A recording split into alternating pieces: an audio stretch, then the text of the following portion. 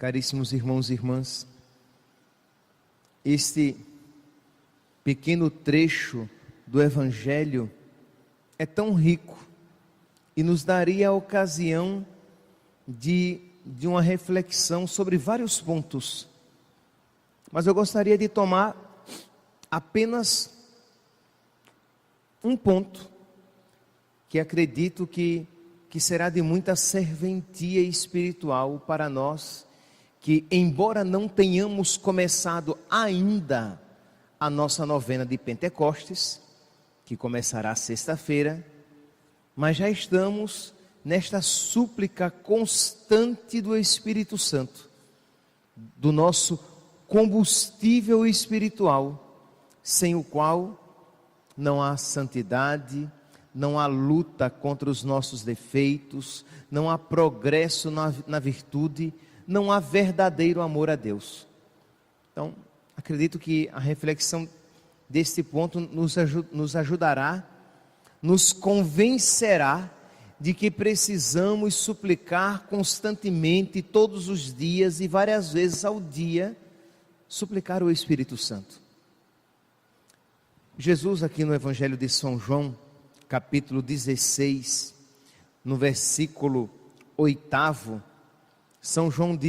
Jesus diz que quando o Espírito vier, Ele nos convencerá do pecado.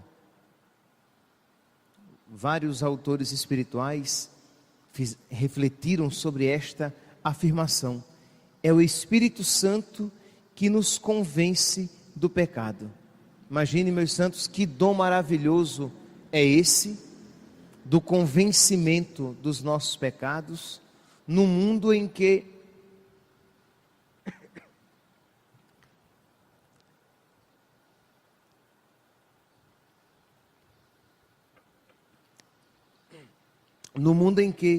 como gostava de repetir São João Paulo II, no mundo que perdeu a noção de pecado, já não tem essa sutileza, essa delicadeza espiritual de perceber o que é pecado.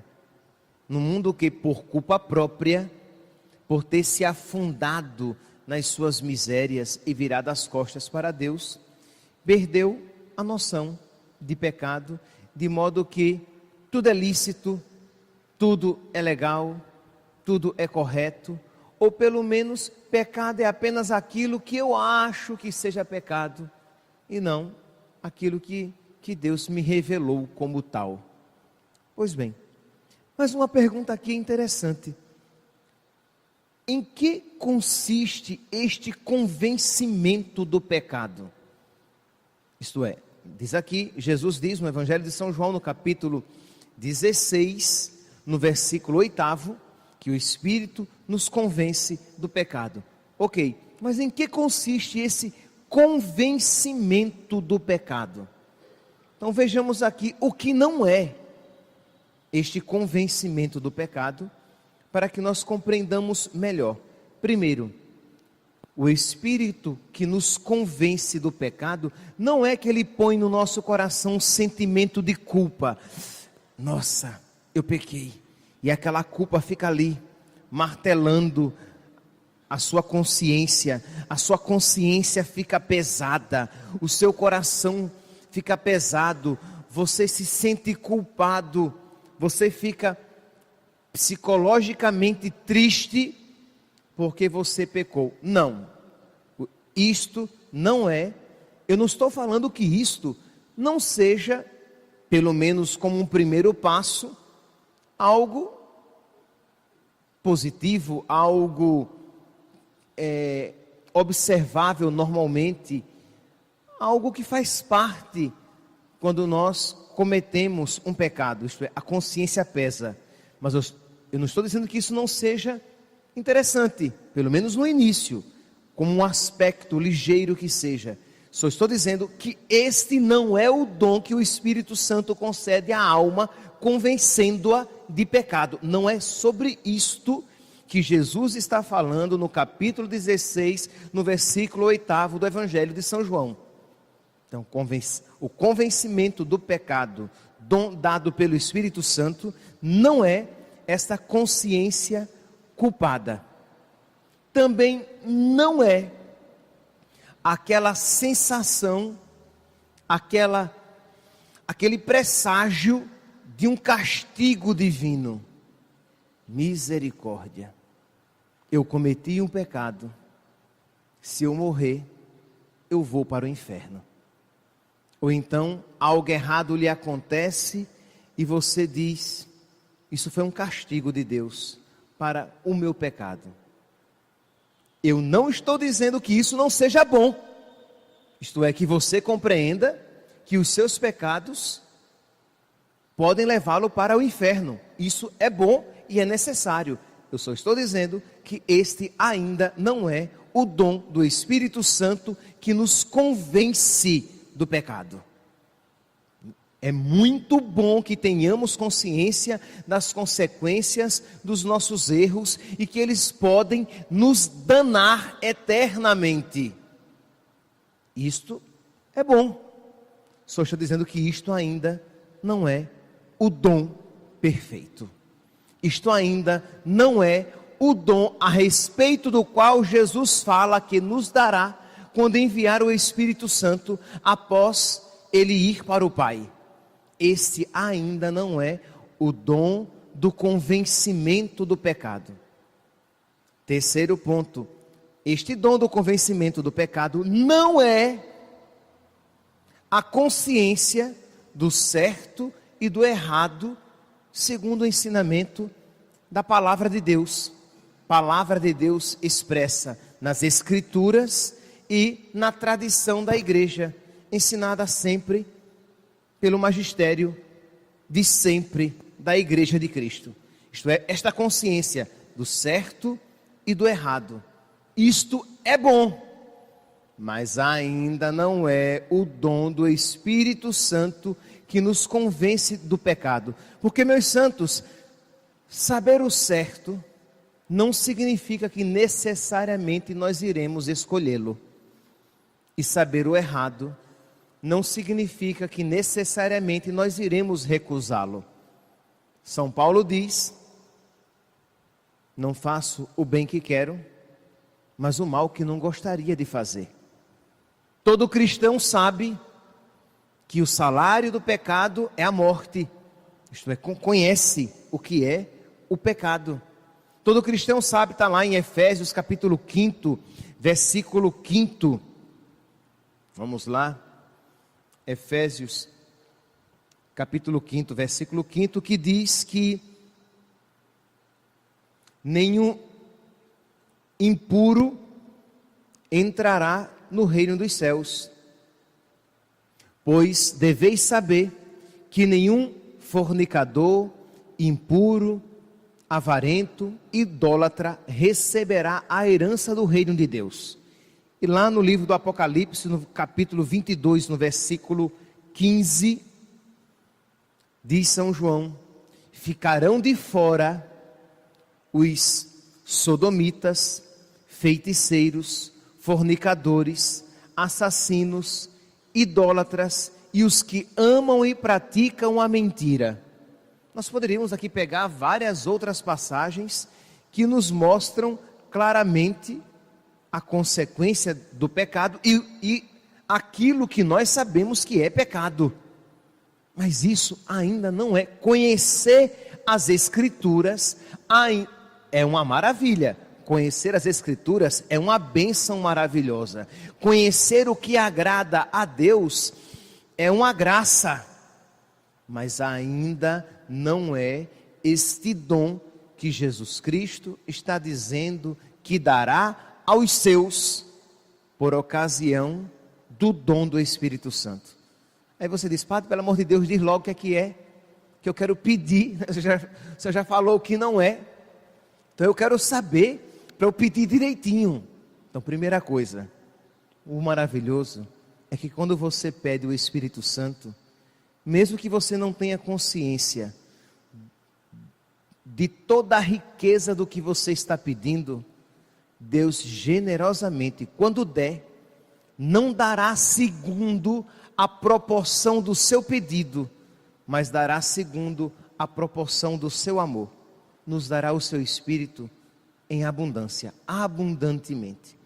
Então, é bom que saibamos, porque fará com que nós rezemos melhor, mas não tenha dúvida de que quando você receber este dom, você saberá. Quando você receber o Espírito Santo nesta proporção, você reconhecerá que é algo que você, talvez na sua vida, nunca tenha experimentado nesta proporção. Nunca tenha feito a experiência deste dom desta maneira. Pois bem, em que consiste então o dom do Espírito Santo? Este dom que me convence do pecado. É quando você recebe o Espírito, que ele expõe, ele reprova e ele dá consciência de que você precisa de um Salvador. Primeira expressão deste dom, isto é, ele expõe o pecado. Você vê em que consiste o pecado. Ele reprova em você o pecado. Você vê a repugnância do pecado. E você percebe que você necessita de um Salvador, que você necessita de Jesus. Quando Isaías, lá no capítulo 6, no versículo 5, ele se encontra com Deus, o que é que ele diz? Ai meu Deus, estou perdido, porque eu sou um homem de lábios impuros e ouvi a Deus.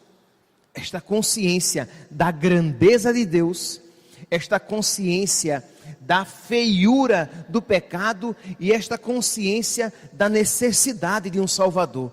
Tenha misericórdia de mim. O profeta Davi, no salmo tão conhecido nosso, espero que seja conhecido de fato mesmo, o Salmo 50, quando nós rezamos lá no versículo 4, eu reconheço toda a minha iniquidade, o meu pecado está sempre à minha frente, foi contra vós, só contra vós que eu pequei. Isto é, esta consciência de que eu sou um miserável pecador, que eu pequei contra Deus e que eu preciso suplicar a sua misericórdia. Tende piedade, ó meu Deus, misericórdia. Na imensidão do vosso amor purificai-me, lavai-me todo inteiro do pecado e apagai completamente a minha culpa. O Espírito Santo, o dom do Espírito Santo, ele confere à alma a repugnância ao pecado e o desejo das coisas de Deus. Isto é, ele não é apenas uma consciência pesada e triste, não é apenas uma consciência de que aquilo é errado, não é apenas um medo do castigo, não, é uma consciência da feiura do pecado e uma consciência tal de que você não mais o deseja, mas deseja a glória de Deus, a vontade de Deus, fazer aquilo que agrada a Deus. É por isso que nós dizemos que um santo, ele não vai cometer um pecado mortal, embora em tese ele poderia usar de uma maneira errada a sua liberdade, usando-a para o pecado, mas quem contemplou a Deus e a beleza de Deus e viu a feiura do pecado, não mais o deseja, nem mais deixará de a Deus desejar, não mais amará o pecado, nem mais deixará de a Deus amar e amar acima de todas as coisas. Por quê? Porque eu já fui convencido do pecado, da feiura do pecado e consequentemente eu já fui convencido da bondade de Deus e da beleza de Deus. Eu não fui apenas ensinado exteriormente o que é pecado e que o pecado não devemos desejar. Não, eu não fui apenas ensinado exteriormente por um mestre humano, pelo meu catequista, pelo meu professor de religião, pelo padre na igreja. Não, eu fui convencido pelo Espírito Santo dentro do meu coração. Claro que este convencimento, ação de Deus, pode vir por meio do seu catequista, do seu professor de religião, pelo seu amigo, no grupo de oração, pelo seu padre. Mas quem realizou esta obra no seu coração foi o Espírito Santo. Ele convenceu de que a figura deste mundo passa. Ele convenceu de que a glória de Deus é para sempre. Ele convenceu de que o pecado, que o salário do pecado leva à morte. Ele convenceu de que escolher Deus é escolher a melhor parte. Ele convenceu de que é justo darmos glória e amar a Deus acima de todas as coisas, porque Ele é digno de toda a honra, de todo louvor e de toda a glória. Você foi convencido desde dentro. Pois bem, meus santos, é este dom que nós estamos já desde agora suplicando, e que iremos com mais ênfase ainda a partir de sexta-feira suplicar o dom do Espírito Santo, suplicar o amor de Deus, suplicar este paráclito que Deus nos prometeu, que caminharia do nosso lado conosco dia a dia sempre. Esta luz de Deus que ilumina o nosso coração, mostrando as coisas como elas são. Para terminar, na primeira leitura de hoje, retirada dos Atos dos Apóstolos, diz que quando houve aquele trovão e que o carcereiro achou que Paulo tinha fugido, diz que ele vai correndo ao encontro, versículo 29, Atos dos Apóstolos, capítulo 16, versículo 29. Então, o carcereiro pediu tochas, correu para dentro e tremendo caiu aos pés de Paulo e Silas e perguntou: Senhores, o que devo fazer para ser salvo? Isto é, ele foi convencido, houve um toque da graça no coração deste carcereiro, que ele viu que ele estava no pecado, que ele viu que ele necessitava de Deus e consequentemente ele viu que ele precisava fazer algo, ele precisava se abrir à graça. O que eu preciso fazer para ser salvo? Houve um toque de Deus no coração deste homem. Este toque, meus santos, este toque de Deus que nós queremos suplicar a misericórdia de nosso Senhor, que este toque dissolva toda a dureza, que este toque faça cair toda a barreira, que este toque dê vida a todo estado de morte que possa ter se instalado nos nossos corações, para que mais uma vez, ou talvez como nunca, nós vejamos a feiura do pecado e nós contemplemos a beleza de Deus. Louvado seja nosso Senhor Jesus Cristo.